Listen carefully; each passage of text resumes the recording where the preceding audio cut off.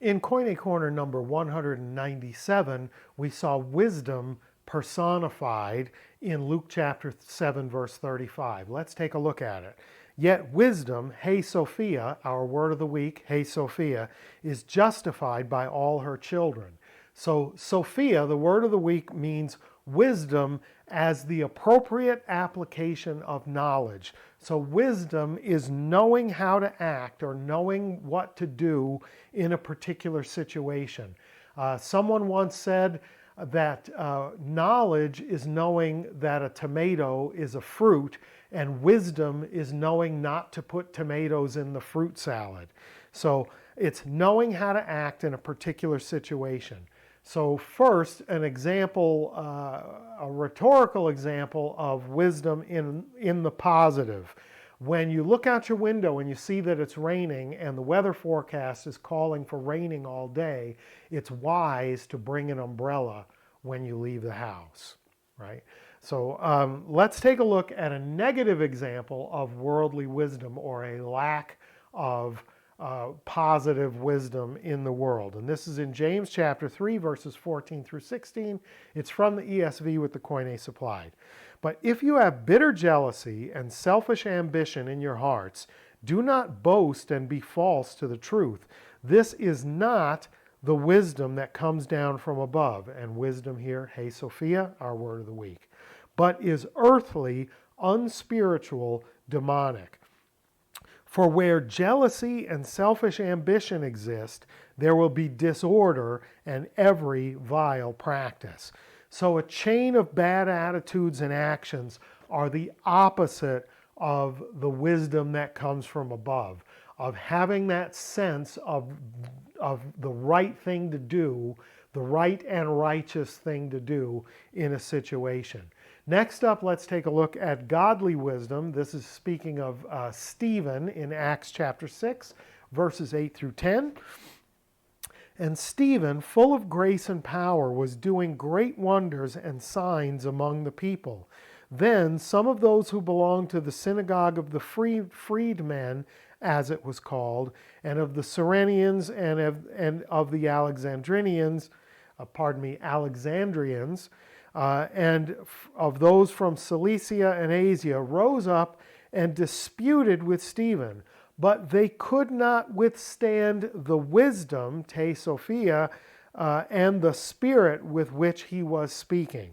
So this man, Stephen, was so imbued with wisdom and a spiritual power, a spirit that wasn't common to the age, that he stood out among others. They couldn't withstand him. They couldn't win an argument with him because they may have had some facts, but he knew how to apply facts. He knew how to apply knowledge, and he spoke with a power and a spirit that made him insurmountable as an adversary to folks who are rooted in a worldly wisdom.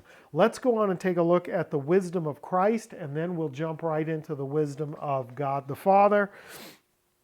The wisdom of Christ in Luke chapter 2, first verse 40, then verse 52.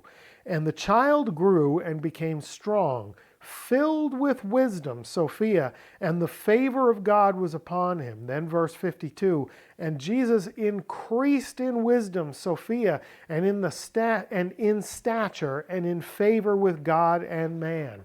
So starting in an early age, still as a child, he had a gift of being able to apply wisdom in and show his deep understanding of the things of God in how to be in the world and operate as a right and righteous person.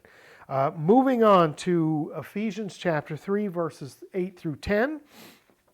To me, though I am the very least of all the saints, this grace was given to preach to the Gentiles the unsearchable riches of Christ, and to bring to light for everyone what is the plan of the mystery hidden for ages in God, who created all things, so that through the church the manifold wisdom, this is a great phrase, the manifold wisdom, he palupoikilos Sophia, of God might now be made known to the rulers and authorities in the heavenly places. So the manifold wisdom of God, polypoikilos, is multifaceted, multi-faced, something that has many sides. So God's wisdom is complex and intricate. It's manifold, it's multi-faced, it's multifaceted. It's the application of knowledge in real situations has more aspects and faces than simple human knowledge gets.